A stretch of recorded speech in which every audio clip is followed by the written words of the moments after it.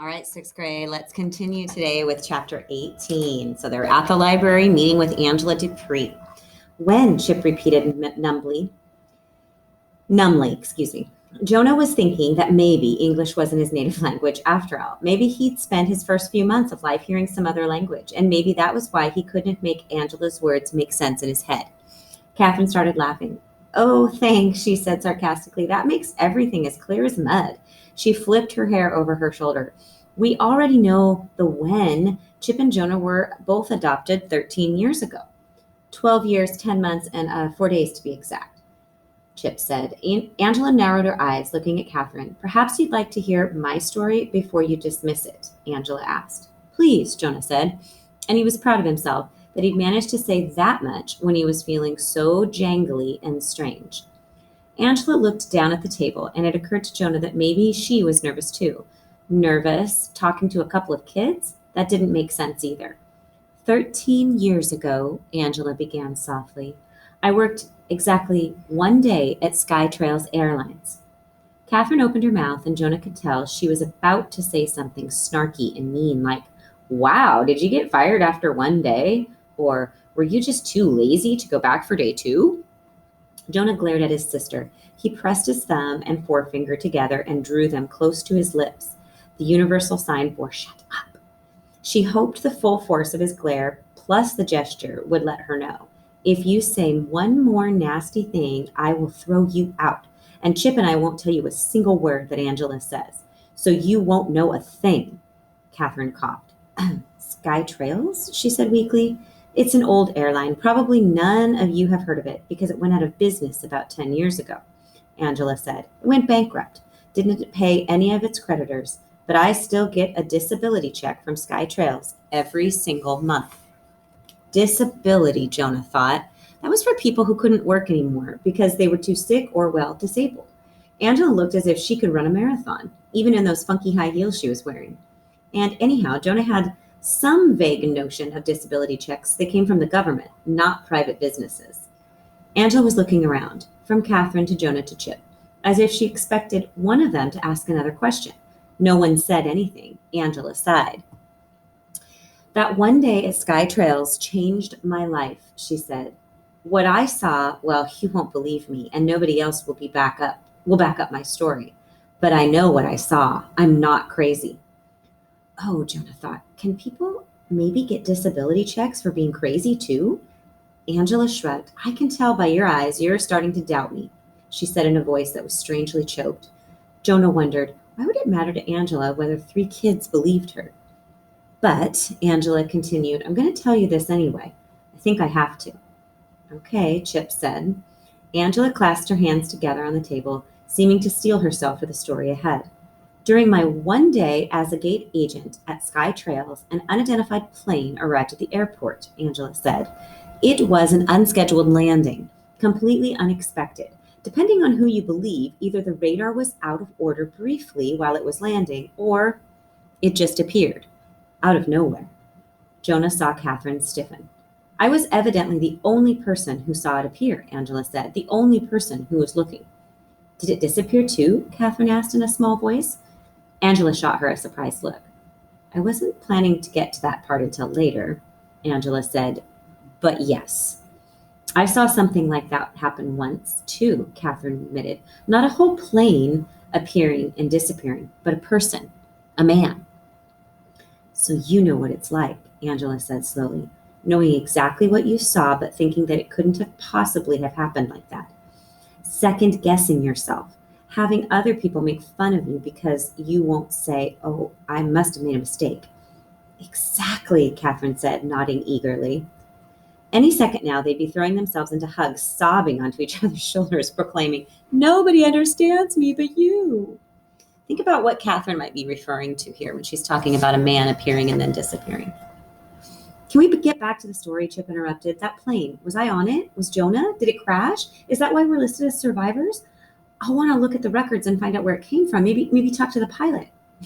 Angela snorted. "It didn't crash," she said, "but good luck finding any records. Or the pilot." But, Chip sputtered. Angela's look was sympathetic again. "I'm willing to bet that you two were on that plane," she said. "There were lots of babies. And if I was listed as a witness and you were listed as survivors, that's the only thing I've ever witnessed where government agents got involved like that. But why were government agents involved? Jonah asked. A plane landed. It didn't crash. Big deal.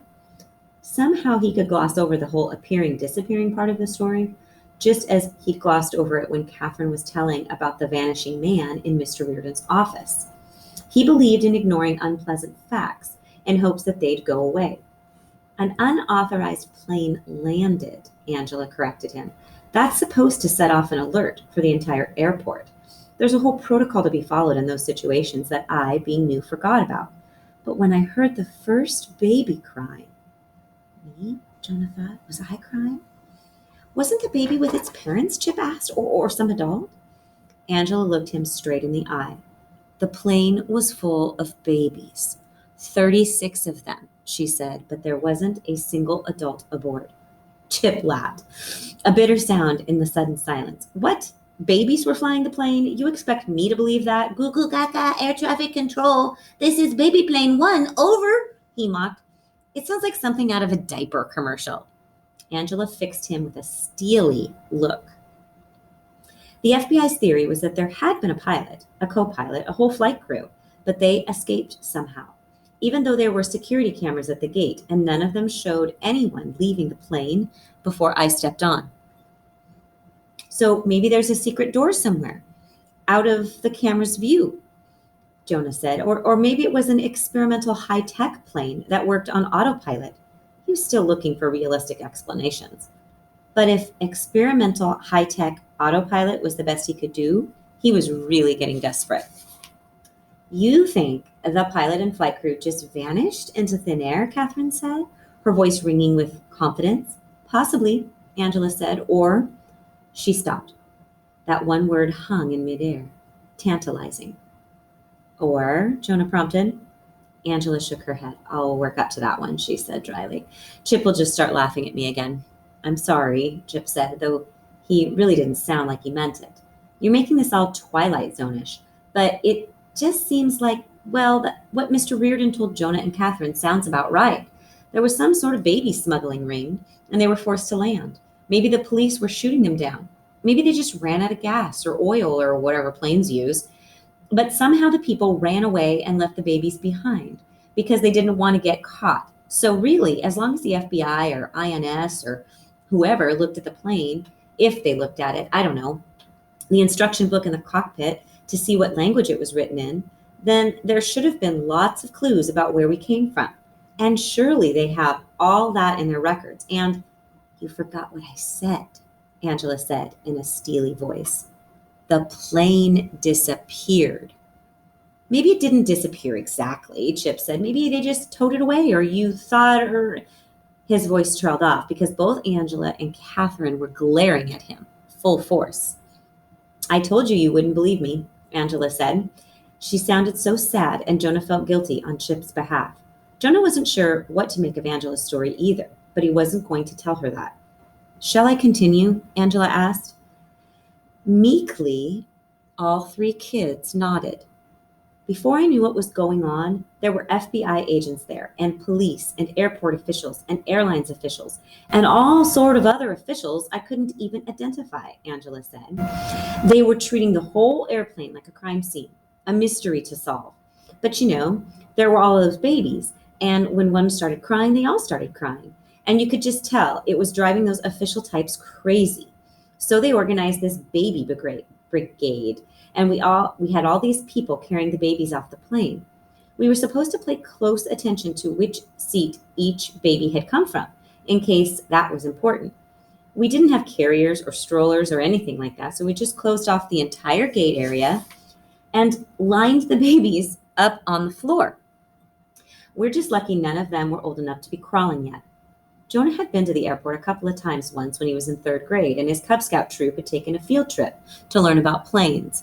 And once his family had gone to Disney World, and Dad hadn't wanted to drive. Jonah could just imagine the chaos of 36 babies being taken off a plane at once. But surely it would have been chaos. Surely lots of people would have seen it. Angela was still talking. The moment we had all the babies off the plane and all the agents and officials and airline personnel were off the plane too, because they were trying to get the baby sorted out. At that moment, I looked back and I could see the plane just like normal, just like I could see the carpet under my feet or the rubber lining around the door or my hand in front of my own face. It was there. And then it was gone. There was nothing there except air, and I could see straight out to the runway lights and the satellite dishes and the highway. Even now, 13 years later, Angela's voice was full of wonderment. It was like she was still amazed, still stunned. And once again, you were the only one to see this? Chip asked, making no effort to keep the skepticism out of his voice.